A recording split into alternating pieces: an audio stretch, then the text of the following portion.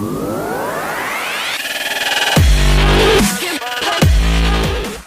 up YouTube, welcome back to MMOSWORLD. We are taking a first impressions look, your first steps at Dead Frontier 2. Now this is an online survival horror game. You can play single player or multiplayer, so think of it as an MMO, and it has aesthetics and graphics that are, you know, kind of decent for the zombie apocalypse atmosphere. It almost reminds me of like a Resident Evil Online, which would be pretty cool, but it's not. So we'll spend about 10, 15, 20 minutes taking a look at Dead Frontier 2, and we'll share our thoughts at the end of the video. So this game came out in September the 5th, 2018, and it's on Steam as a free-to-play game. It's developed and published by Creaky Corpse. So here is the character creation screen. Once you create your account, let's go ahead and make a character. Let's see what the models look like. Skin colors, and okay, some decent choices here. As for faces, I can't really zoom in at the character creator, fortunately, but yeah, you can pick from multiple types of face. You can go with the hair, no hair, short hair. Let's go with long hair color, blonde, gray. Yeah, gray's fine. Let's enter a name as usual. It's going to be MMOSWORLD, and let's create the character. So let's see what Dead Frontier 2 is all about, and is it fun to play in the first steps. Alright, so here we are in game. Okay, it's really cinematic. It's over your shoulder, third person, and there's tips going on at the top left of the screen. Aiming is like this, and you can see in the top left, players are joining the game. So there's Roxy Reaper, there's New Monster there, and you can chat by hitting the enter button and chat to various different people in game. I do have a weapon. I can use the mouse wheel to toggle my weapon, so let's see. Okay, that is a wooden plank that I can use, and that's my gun with bullets. Now, the entire thing about Dead Frontier 2 is you have to scavenge for new weapons, you have to survive together, and you have to, I suppose, gather materials and stuff like that. I do see a zombie there. Movement is WASD. We are at the Dalbo Police Department, so yeah, it's really bringing me back to Resident Evil. At least that's what it feels like. I can use vehicles. Let's go ahead and... oh, it's my car. Yeah, it says it's my car, but it looks like a piece of crap. It also told me that I have a skill point. Let's go ahead and see how do we spend a skill point. There's an instructions thing here. There we go. Controls WASD, reload R, interact is E. Let's see. You've got emote commands as well. And inventory and profile tab. Let's go ahead and do that. So here is the inventory. I've got 22 slots. I have damaged, equipped, Ivanov. Oh, I guess these are just weapons, really. We have mission logs. Oh, there we go. Skills and effects. Add skill. So I can now add skill because I've got one skill point. There's a bunch of different skills here, which looks pretty good. Sprinter, quick reflexes, stealth. I'm going to go with something that's going to help me in the long run. Quick shot, maybe. Aim speed and pistol attack speed. Since I've got pistol now, I'm going to do that. So I will add this skill, and now it is there. So I've got cash as well. I'm guessing I can use that to buy different things in game, from ammunition to med packs and stuff like that. But cosmetics as well, don't have any, but I can buy them for credits, and I don't have credits. So let's see if credits is an in-game currency, or yeah, it's not an in-game currency. It is real cash. But the good news is it's cosmetics, so it's not like gear or anything. But this is not a competition type game. You're not playing against other players, you're playing with other players. So daily missions are a thing in here because there's no main story, which is disappointing, but we can pick up missions from the police department. So let's go ahead, get in our car, and oh, I see. The car just travels you to different maps. Hitting the M key doesn't really do anything. So let's make our way to the police station. There's no sprint key. I'm hitting shift. I'm not sprinting. And let's try and get attacked by a zombie here. E is my interact button, of course, but I don't see anything. Ooh, Legal Watchman Incorporated. Let's go and explore some of these buildings. Now, what's really interesting, at least, is the cinematic vibe that you get. You can see the borders top and bottom of the screen. That really gives it that cinematic, look and feel of the game. And it's really, really dark too, so it's kind of spooky. Sound design, though. Oh, I hear zombies. Oh, shoot. Okay, they're really slow. Okay, 2 shots to the head is all I needed to get rid of that guy. Gunplay feels very basic, very standard. And the Corsair is just getting smaller. It's just your aiming and how quick you aim. You can search for corpses as well. Got a whole E. That's pretty annoying. I don't like that feature. Let's see what we get. I found 20 shotgun gauge shells. Oh, no. Yeah, 5 shotgun shells. Oh, I hear another. Oh, there it is. Where do you guys come from? Well, I like that. Limbs falling off. How did that miss? Yeah, gunplay is definitely annoying, but you did see the skill feature. You will get better the more points you spend. Let's try melee now. Let's go into melee range. Oh, I hope it just doesn't break. Yeah, the melee combat isn't that smooth because you have to manually, hit it. Holding down the left mouse button just does it in that cycle, so it's not fast. Ooh, a big one, a bloater, if that's even called a bloater. Let's go ahead and knock this guy's lights out. Haven't taken any damage yet, and he's dead. Yeah, so far, combat-wise, it's pretty underwhelming. I would have hoped for a more fluid experience. Let's go ahead and open some more doors. Let's explore different parts. Oh my goodness, 2 zombies at once. Oh, I'm gonna have to be really careful here. Because of the pause in between swinging your weapons, if there's another one behind you, you're in trouble. But that went well. Let's go ahead and search this guy. Let's hope for some better stuff. Okay, more ammunition for guns that oh, snap. Okay. Yeah, I would really prefer to use my guns here, but unfortunately ammo is going to be a thing that I want to conserve. Lots of doors in this hallway. Here's another dead corpse, and I'm sure this is a zombie that's going to rise up. No, I take that back. Yeah, some annoying features really, like the search function, it really should be instant. I dislike waiting to use that. So we've got soda. Let's go ahead and take it. What does soda do?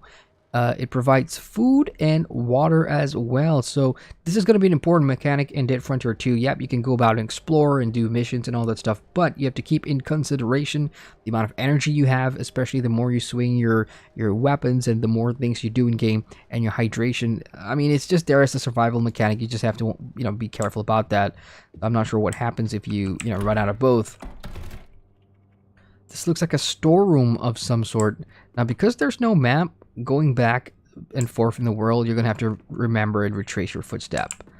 So let's see, there's lots of clutter in here. The design of the clutter is decent. I mean, I'm playing on the highest graphic settings at 30 FPS, and I see a lot of wasted potential. Like things like on the shelves and everything, they could have added more interactable clutter, so stuff that would work as resources or any ammunition just being left around on shelves instead of having to pick them up all from just interactable dead corpses. So a little bit of oversight on the developer's part, and I hope they fix that in the future, because it feels like there's a lot of wasted space. Elsewhere, I've heard some people complaining. Oh, I hear something. Oh, there it is. Yeah, so different variations of zombies. I've seen guys, I've seen gals, I've seen fat ones. Oh, alright, I took a hit. But there's no health meter on the screen and everything, because the UI is incredibly simple, which, like I said, is great for a thematic sort of horror experience. Now, I'm playing solo, but I can imagine playing with friends with voice chat over Discord could be pretty fun. Let's go back to my pistol here. Let's wait for that to go smaller, because I will do more damage. Oh, I have to reload. Oh, you have got to be kidding me. Okay, I'm being swarmed here.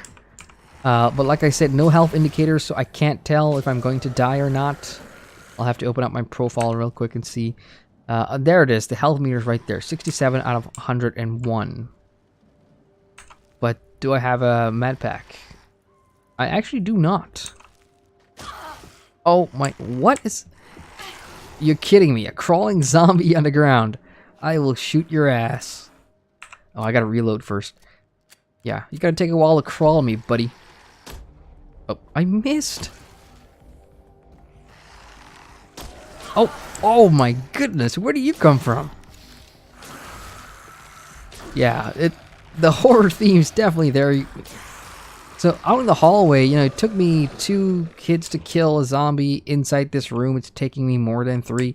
There's a lot of inconsistencies with some of the zombie health pools. Like, how do I know how to gauge how powerful I am? What level are these zombies? What level am I? What is the progression curve in Dead Frontier 2? These are questions that the game doesn't answer at all.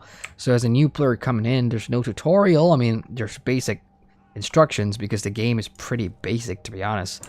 But you know, some of these things, if they laid it out, then at least, you know, players have something to gauge. And I think that's pretty important for an open world survival game. I mean, it's not open world, it's pretty much just, you know, static maps. But still, I'm just gonna have to look over my shoulder now. I'm very wary of zombies coming from behind. That's happened more than once already. 3 shots. Let me just reload before I get jumped again.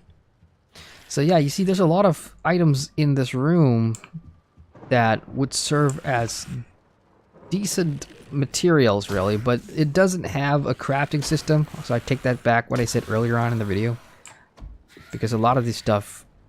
Alright, so they're coming from the doors. So it seems the doors are a static spawn point just to make levels artificially challenging, I suppose. I see people chatting in the top right, or top left, I should say. Zombie just walked in the door. These zombies are smart. They can open doors.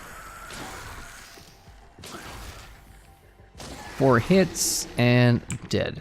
Now, if the zombies that I kill actually gave me items, that would be sweet as well. But, you know, it hasn't. And another thing I noticed is that how do I... Oh, there it is. Level 1. 142 out of 250, so... I guess it's all about just playing the game and waiting to see what happens. Now, I'm going to have to backtrack all the way out the front door and find my way to the police station because that's where the quests are, right? So I believe this is the corridor that I came from. I'm just basing this off muscle memory now. Trying to remember. Doors don't even tell you if they go outside or not. Way out. There we go. That one does. Hello there, Mr. Zombie with the apron. Let's go ahead and kill this guy.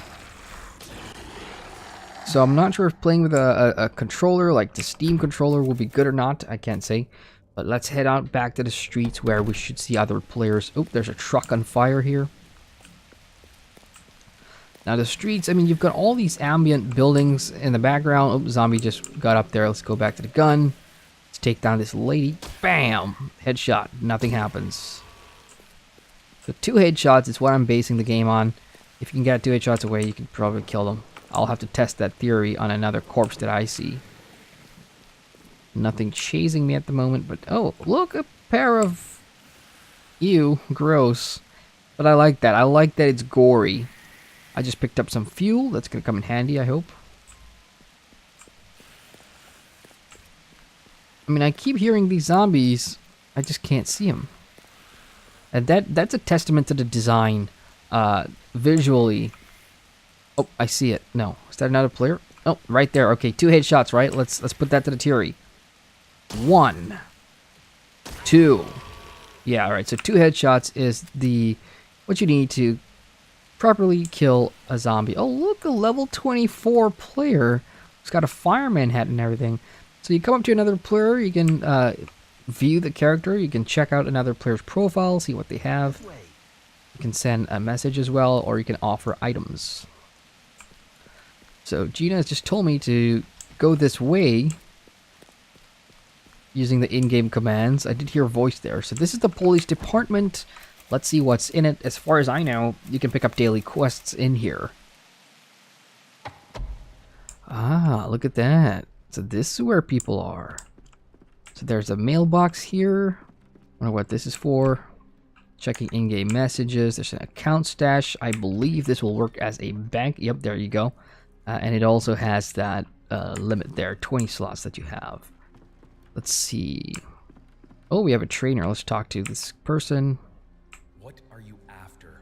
Ah, so you got prestige here. Once you reach level 30, you can prestige your character and reset.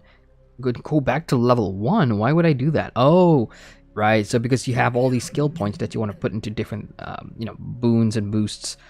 If you want to change that, then you can do it by rolling back to level 1.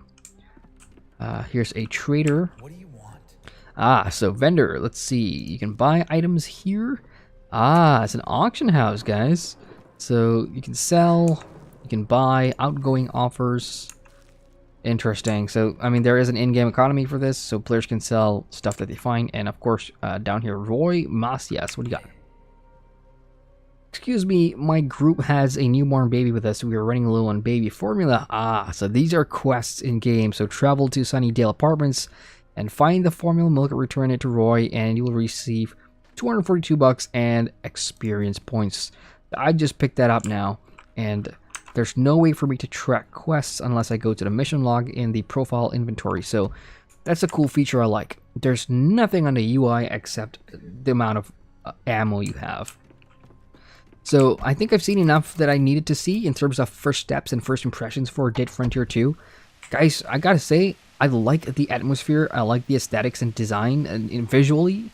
Sound design could be better though, because it doesn't use these horror theme well, like the footsteps and hearing zombies, and the music is all very mediocre. I would have loved to see this given a bit more love, because everything else, I like the cinematic view that this game has, playing with your friends and together in an online survival world like this with zombies. I mean, it's a popular thing. Resident Evil Online would have been awesome, but we don't have that, right? So yeah, would I recommend this? I don't know. I mean, it's still up for grabs. The gameplay is really basic though. I mean, there's no main story, there's no like cutscenes and things like that. But for a free-to-play game, this is as good as it gets. I guess it's gonna be like a fun online alternative if you guys are tired of playing Killing Floor one weekend or Left 4 Dead and you guys wanted to try something else. That this could be it. So that's my thoughts on the whole matter. It does have issues, not issues, but some annoyances with the, I suppose, interacting with things in the world, and the gunplay really isn't cool. But there's other guns out there that I haven't tested yet, like rifles and snipers and shotguns, because I did see ammo for that. So if you want to check out Dead Frontier 2, it's on Steam right now, free to play. Go check it out. So hit the like button for more videos and subscribe to MMO's World. Visit our website at mmosworld.com.